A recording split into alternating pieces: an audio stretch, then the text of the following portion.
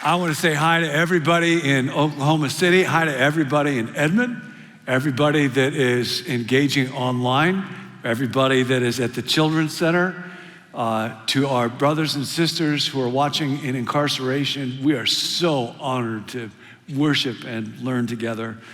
And I'm really, really grateful to be here. This last week marked the beginning of Lent. That's a period of 40 days before Easter where Christians historically have reflected on their lives and engaged in practices like fasting, like prayer, like generosity. The old language for it was almsgiving, to get ready for remembering the crucifixion on Good Friday and then the resurrection on Easter. It began this last week with what's called Ash Wednesday. Ashes in the Bible, in the ancient world, generally were a symbol of both mortality and also repentance. And on Ash Wednesday, people will have the sign of the cross marked on their forehead in ashes. And then they hear the words, earth to earth, ashes to ashes, dust to dust. Remember, you are dust. To dust you will return. And for a lot of people, it feels like kind of a downer, especially after 2 years of COVID and fear and division. In the church attendance world, sometimes people are what are called CEO Christians, Christmas and Easter only.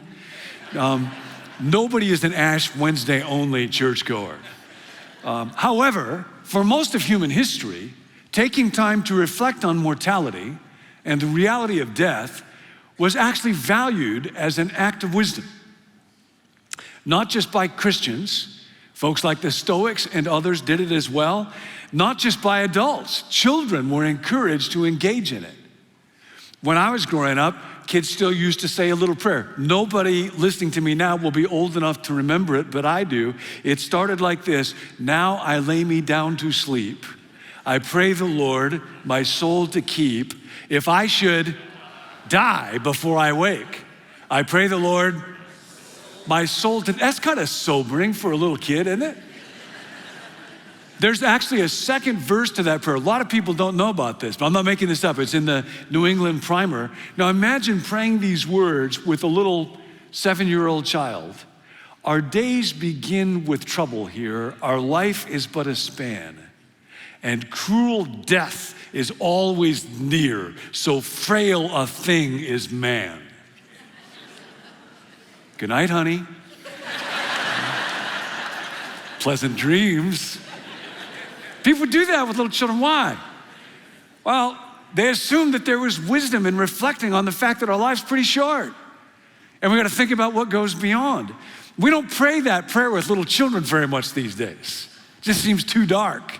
There was a haunting article in the New York Times last week called The Meaning of Lent for an Unchurched Christian, where the author, Margaret Renkel, writes about how after a pandemic and disillusionment with the church, stuff that's going on a lot among folks in our country these days, unlike her more traditional parents, she's not sure what to do with this season. What is Lent about? What does it mean?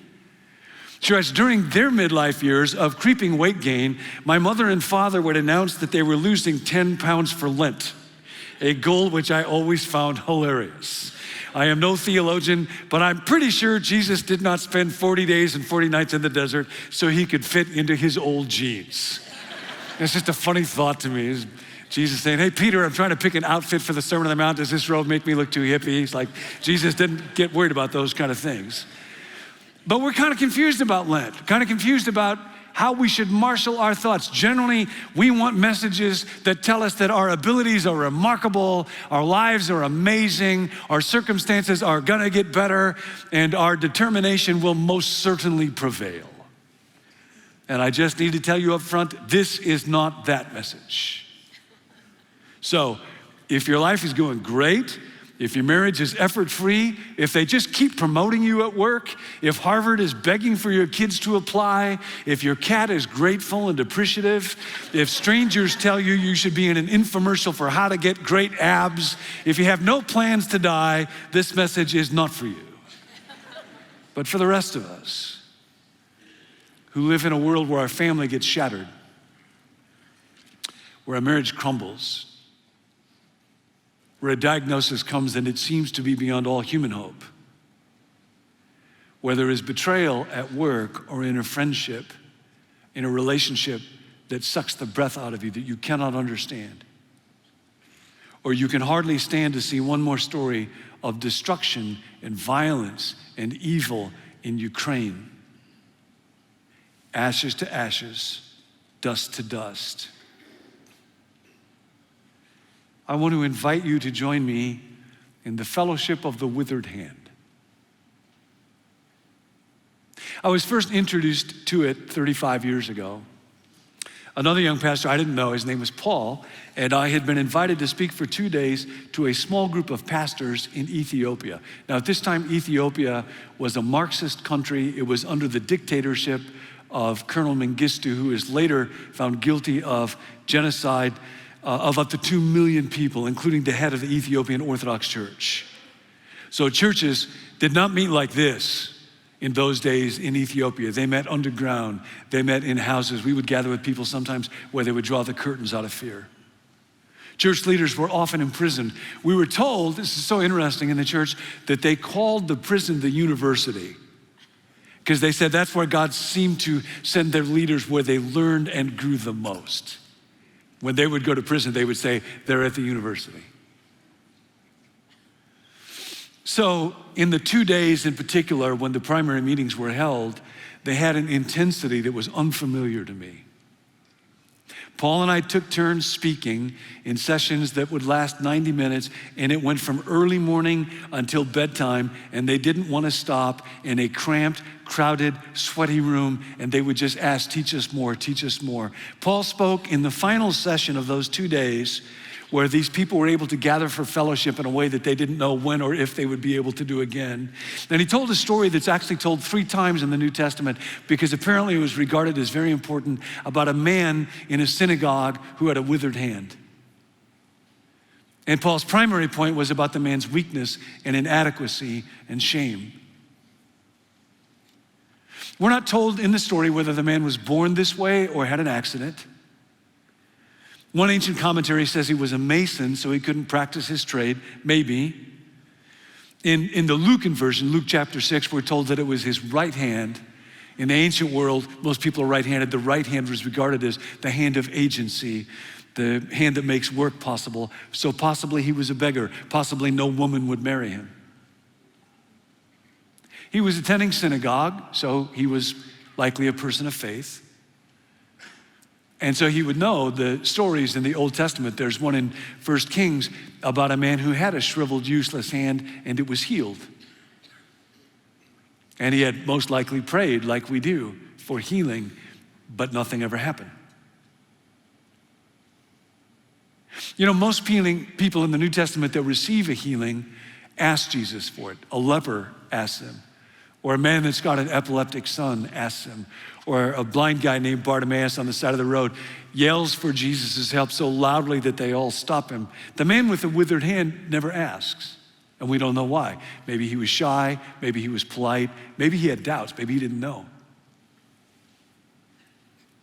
Deformity in the ancient world often came with a stigma, even more than it does in our world. Maybe he would have thought God was punishing him. So I imagine him sitting there in that service, hiding his shriveled hand in his robe, because it was his shame. It's the last thing he would want anybody to notice. No polite person would call attention to it, but somebody did, and that somebody was Jesus. It's especially startling in Luke chapter 6, verse 8. Jesus points out this man and says, "Get up and stand in front of everyone." That's Jesus' statement. Not just get up, not even just get up and stand in front of everyone. In other words, expose your shame, reveal the ugliness you try to hide. Jesus deliberately calls on this man to do this. And the man sits for a moment with his lifeless hand twisted inside his sleeve. And then the text says, so he got up and stood there. And we don't know how long. Everybody's staring at this man, at his hand. And worse yet, these are the people he most wanted not to be there. Healthy-handed religious people who had strong right hands that they used to greet each other. and to do important work and shake their healthy right index fingers at the sinners and the shamed. A church service was the last place he would want to expose his withered hand. And of course, Jesus knew all about this. Jesus understood how, of all things, religion, faith, can sometimes wither people's hearts and make them exclusive, make us judgmental and superior and unloving. And even in this gathering, there were religious leaders, people who thought they knew God really well, who were opposed to Jesus helping this man on this day because it was the Sabbath. And they valued rule keeping. They thought they knew that that was more important than people helping. And one of the versions tells us this made Jesus really mad, really mad. And then he spoke a second time. But now for the man, the second statement made things worse. Jesus said, stretch out your hand. Stretch out your hand. That was the one thing the man with the withered hand would most want not to do. You don't go to synagogue to expose what you're most ashamed of. Not just that, it was the one thing the man with the withered hand could not do. He tried 1,000,000 times. Child could do it, he couldn't.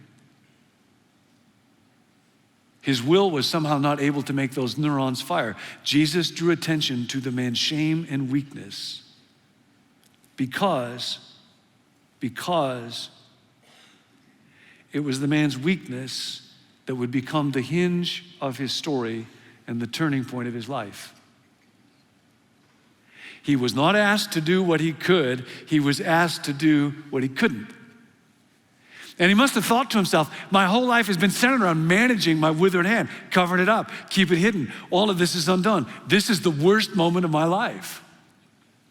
Until it wasn't. So in Ethiopia, over and over again, in that hot, dark, sweaty, crowded, fearful room, Paul kept saying, Jesus asked the man to do the very thing the man could not do. Stretch out your hand. And so it is with us, Paul says. What God asks us to do, what we know we should do, is precisely what we cannot do. It was so interesting to me. Paul did not try to inspire those pastors by praising their strength. He didn't say, you can defy Mengistu, you can overcome a dictator, you can withstand persecution, you can laugh in the face of poverty, you can save a country from ruin. He said, Jesus is asking you to do what you cannot do. Stretch out your hand. And then the strangest thing happened. These leaders began to weep. Just weep. They began to pray. They stood up out of their chairs and began to confess their sins. Like this wasn't planned. They spoke about their fears of the government being arrested. They talked about their jealousies of each other's ministries, families, children. They spoke of their deep inadequacy and the pain of their bickering congregations. And there was healing and reconciliation and hope and courage, and this went on deep into the night, and they would not go home. The service was over. Now in California, where I come from, when church is over, people know and they leave. They're often thinking about leaving before the church service is even over. Just how do I get to the parking lot and beat the other people? These guys wouldn't leave. Because we all knew what came into that room was power. We all knew it. But it did not come through giftedness or training or inspiration or planning, as good as those things are. It came in weakness. It came when people felt a need so great that they had nothing to lose anymore and nothing to hide anymore. It came in the honest, gut-wrenching confession of need and shame and ugliness and fear. It came to the fellowship of the withered hand. And Paul and I talked afterwards about how the best things that happened on that trip happened more in spite of us than because of us.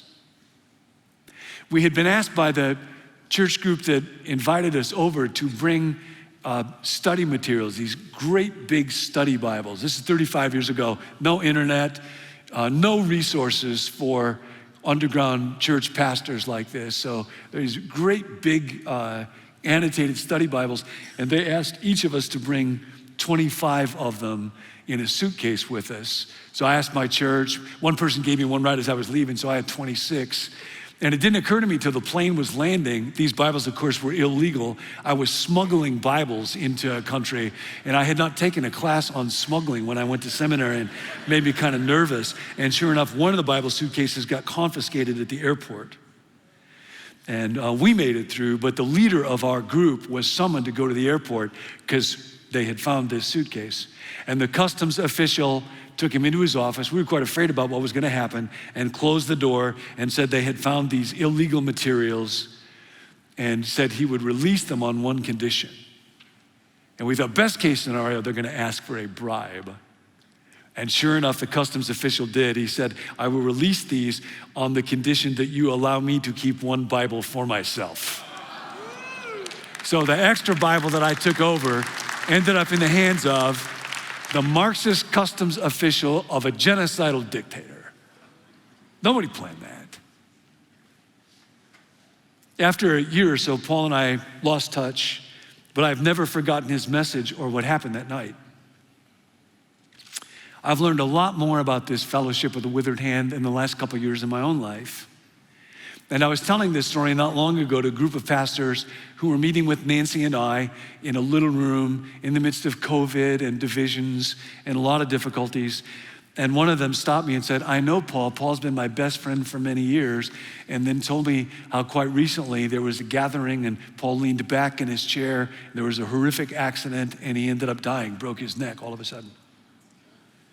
And it made me so sad that I was not able to thank Paul for what he had given to me or walk with him through what he experienced. It was another chapter of pain in a suffering world where there is so much I don't understand and do not control. I wonder when I think about the story, why did Jesus make that man stand up in front of everybody, so deliberate about it? Why didn't he heal him privately offline? Why make this man's weakness so transparent? And I think maybe part of it is that Jesus was wanting to begin a new kind of community where people who are needy and imperfect and in trouble and weak and deformed and ugly and shamed are particularly celebrated. I think maybe it's because shame can be hidden or it can be healed, but it can't be both.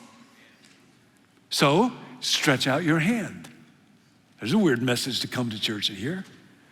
Years ago, I decided in my own life, I would like to have at least one friend before whom I have no secrets, that knows all of the dark stuff and the ugly stuff and the shameful stuff. I'd known my friend for about 10 years, my friend Rick, so I asked him, could we meet together and would you listen to my confession? James 5:16 says, confess your sins to one another and pray for each other so you can be healed. And Rick said yes. So I spent a couple of weeks just preparing, reflecting, remembering, writing, and then Rick and I met, and I spent about an hour and a half and just walked through with him the stuff that I was most embarrassed about my life, my relationships, my marriage, my sexuality, our finances, my jealousies, my ego, lying. And when I was done, I felt so ashamed, I could not stand to look at him. And I mean, this is my good friend from 10 years. And I'll never, ever forget this moment. Rick looked at me and he said, John, I have never loved you more than I love you right now. And it felt so good, I wanted to make up more bad stuff just to hear that he loved me no matter what. And I realized in that moment, you can only be loved to the extent that you're known. Like if there's something about me that you don't know and it's dark, I might be able to try to impress you and get you to say that you love me, but inside I will always know that there's something you don't know about me and wonder if you knew that, would you still love me? So you can only be loved to the extent that you are known. You can only be fully loved if you are fully known. We have been friends for over 40 years. We call each other now every morning at 6:50 from Monday through Friday. Here's yesterday, here's my temptations, here's where I messed up, here's where I need help, here's what I'm facing today. Pray for each other. I'm so grateful to have a fully disclosing friend. Maybe in this Lenten season, you would like to ask God to help you find somebody like that. Be a good thing. Now it takes time. So don't go out of here and walk up to a stranger. Do you want to hear my darkest secret? You have to go a step at a time, discern their character, trust them a little bit, see, do they keep confidence? And so, but I do know that a church cannot be the church when people are hiding. So maybe this is the day, maybe this Lenten season is the season for you to stretch out your hand with a trusted brother or sister about a shame, ashes to ashes, dust to dust. I've been studying AA a lot. And over the last several years, in an AA gathering, when you walk in there, if you want to say something, I would say, my name is John, I'm an alcoholic, and everybody would respond, hi, John. In other words, you're welcome here. Even as you name your problem and your shame, as you stretch out your withered hand, I'm an alcoholic. My friend Mike says that in this fellowship, I love this, the worse your story, the warmer you're welcome. Another friend, Kent Dunnington, has written wonderfully about addiction and healing. And he says one of the secrets in AA is that they have discovered the recognition and public confession of inadequacy is itself a spiritual achievement that must be ritualized and celebrated. We think, sometimes even in the church, that the recognition of personal inadequacy is something to be hidden. Part of their power is they've discovered the recognition and public confession of inadequacy is a spiritual achievement and it must be ritualized and celebrated. So Crossings, welcome to the celebration of personal inadequacy. My name is John. I'm a sinner. Let's try that one more time. Okay, my shame is on the line here, people. Very vulnerable moment. My name is John. I'm a sinner. See, that's the idea of the church, is that we come and we bring, this ought to be the first place that we can disclose all of this stuff. And that's what Jesus is doing. Welcome to the fellowship of the withered hand. This man had no idea it was his weakness that would enable him to be part of a story that we remembered and celebrated and inspire faith and hope 2,000 years later on the other side of the planet. Who could think up something like that? See, Lent is not an isolated little self-help project where I deny something for myself for some unknown reason. It's part of a glorious story. 35 years ago, those powerless church leaders in that dark little room faced a ruthless tyrant dictator who could crush them. Today he is gone, and his memory is a horror, and he forgot that it is true, even for those who summon armies and drop bombs, ashes to ashes, dust to dust, one day. He is gone, but Jesus' movement rolls on. Today we watch violence and cruelty and evil in Ukraine that maddens us in our inability to stop us, but there is yet a ruler over the affairs of earth who will not be mocked. And we walk through this season alongside of the man on the cross.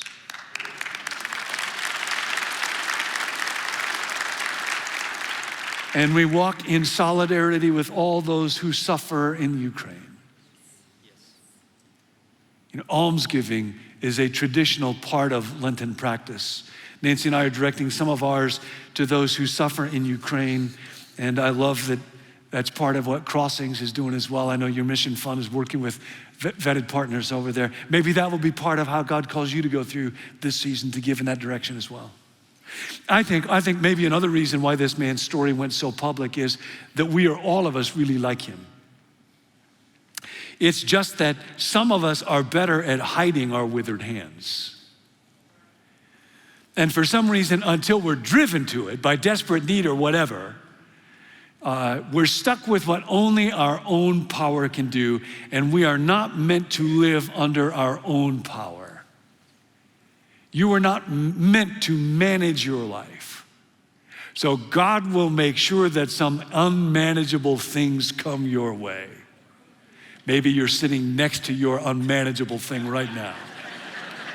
That's why God said, my strength is made perfect in weakness. Because it drives us to draw on another strength.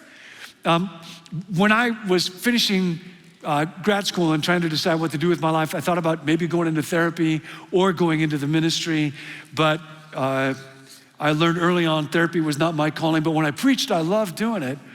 But early on, I was preaching while I was still going through school, First Baptist Church at La Crescenta. And I was 5 or 10 minutes into the message and it wasn't going very well. And then I started to feel a little bit dizzy. And then the next thing I do, I fainted dead away in the middle of the sermon that I was preaching. It was awful and embarrassing. And there was a lot going on in my life. It was time for finals. School year was almost over. I was going to be getting married. Nancy and I were going to live for a year overseas. So I thought, must be because there's so many stressful events. I was gone for a year, came back to school, came back to that church. The very next time I preached, I fainted dead away again. And the worst part was, this was a Baptist church. It was not a charismatic church where you get credit for doing that kind of thing. And I thought, I don't know what to do because I feel like I love to preach. I feel so alive when I'm doing it, but you can't preach if you faint on a regular basis. It makes people nervous. And the text that came to me was when Paul asked God, would you take this thorn away? And God says, no, but my grace is sufficient for your weakness and my strength is made perfect in your weakness. And that was 39 years ago. I still get that feeling sometimes, but God has kept me upright now for 39 years.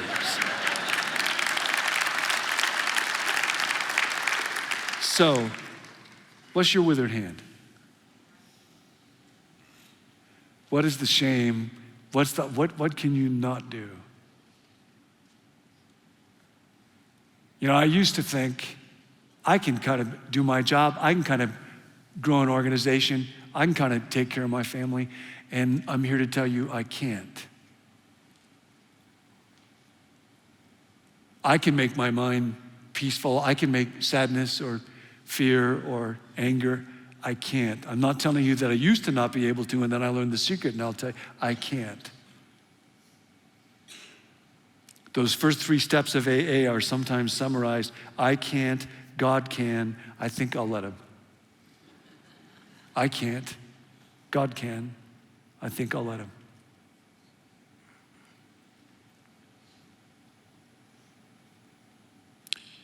Ashes to ashes, earth to earth, dust to dust, but they don't get the last word. Tell you one last Lenten story. This is from a woman named Marty Ensign. She and her husband worked at a medical clinic in Africa. And she told this story about 20 years ago. I just listened to it this last week at a conference where Marty spoke. And the leader of worship was a guy from this church named George. Skimstrad, is that the right pronunciation? Scromstead, sorry. He was leading worship at this conference. And Marty told about a friend of hers named Benyoni. This is in Burundi. This is back when there was great tribal violence.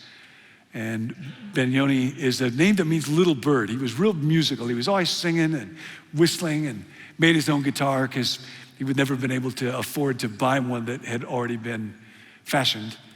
And his people loved music, but they were not very musical, so they called him Little Bird. You could always hear him singing. He loved God, kind of person that people just naturally respond to, just kind of moves ahead in life. He went to a teacher's trainer's college and was voted student body president, and then came back and taught at a school near the village where he grew up, and then was soon made basically the principal of that village.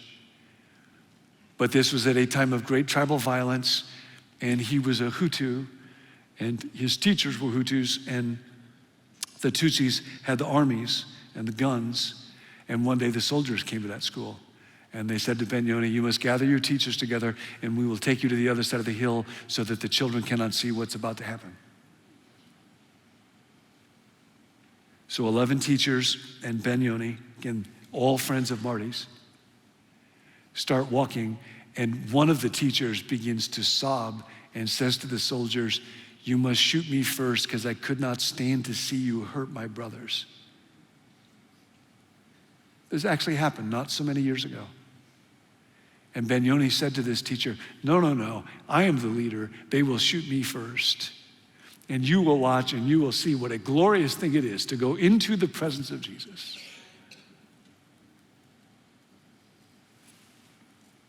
And then he turned to the lieutenant of those soldiers and he said, may I pray for you?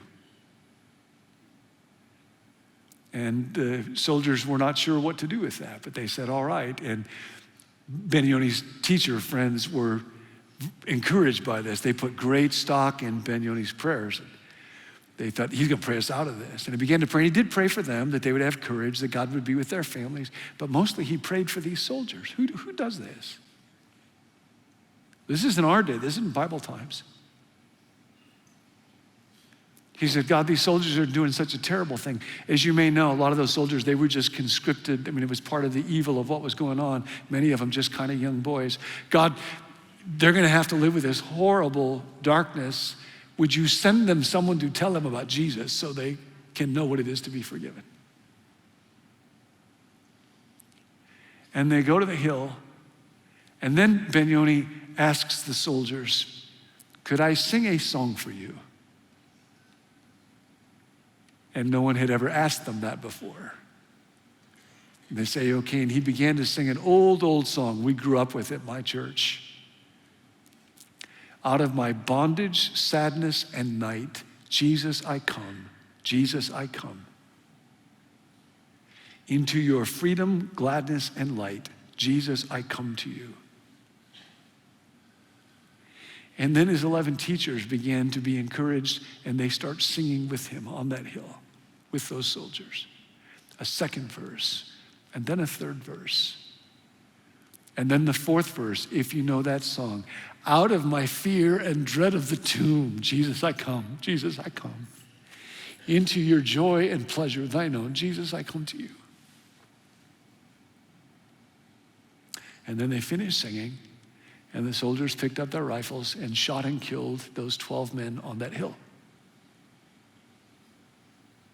And Marty said, now you might be wondering, how do we know this story? And she says, well, it's because those soldiers went back to their base and they all went to a pub and got as drunk as they could, as fast as they could, except for the lieutenant who didn't drink a drop because he couldn't get what just happened out of his mind. So he waited till it was dark and he went to the Christian Literature Center and he met with an old Quaker woman who had been born in Africa. And he said, you must tell me about the God who would allow people to die this way because I want to know that God. And she told him about Jesus and his death on the cross and his resurrection. And he gave his life to Jesus, and he was so excited he went back to his soldiers and he told them, and some of them met Jesus and started Bible studies. And Marty said, I wish I could tell you the end of that story, but I can't. They shot the lieutenant too to shut him up. But the story just keeps spreading. People keep coming to Jesus. For the fellowship of the withered hand turns out to be the fellowship of the empty tomb. And evil cannot silence it, and death cannot stop it. And it is still receiving applicants, and I hope that you will be one. I hope to meet you there. Stretch out your hand.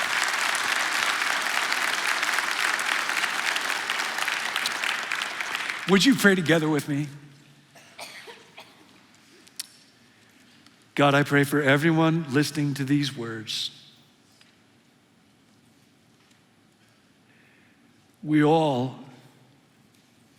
carry hurt and pain and fear and anger and weakness that we cannot solve. Would you help all of us, God, in this season, step into the light of your love? Would you make crossings, God, in each place, in this room, people that are watching on a screen, wherever, the fellowship of the withered hand, where we can be loved and healed. We pray this in Jesus' name. Amen.